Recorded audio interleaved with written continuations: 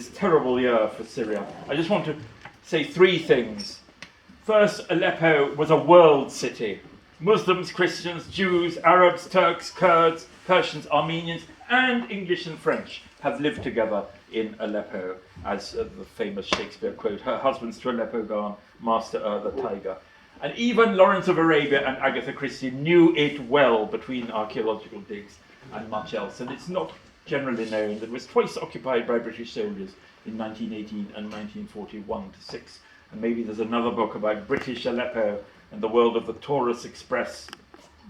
Secondly, Aleppo was a business city with a business ethic. I could only find one real religious massacre in its past.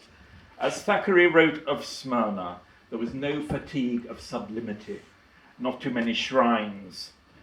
If you do business with a dog, please call him sir, was one of many Aleppo proverbs which praise put business first, deals before ideals. And no one who saw the legendary 12-mile souk of Aleppo, one of the largest in the Middle East, failed to want to return to it for business or pleasure. And let's hope we can one day return.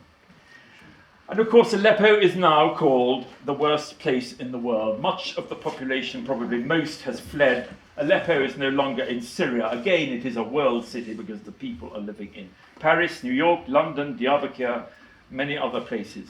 And maybe Aleppo is a warning. If politics or economics go wrong, even the most peaceful business city can turn into hell faster than we imagine. And in fact, the site of the battle outside Aleppo, where 500 years ago this year, the Ottomans conquered Syria, Marj Darbik, is being prepared by ISIL as the site of what they hope will be their final victory against Christian invaders. 2016 is the year of retribution. Syria, by its flood of refugees, is perhaps destabilizing Europe.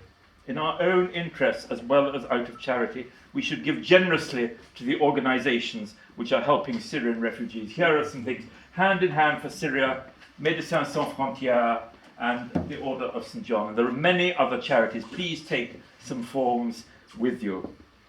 Even now, people in Aleppo are said to be saving fragments of minarets and souks. So perhaps there is hope for reconstruction and restoration one day. Thank you all very much for coming. Thank you.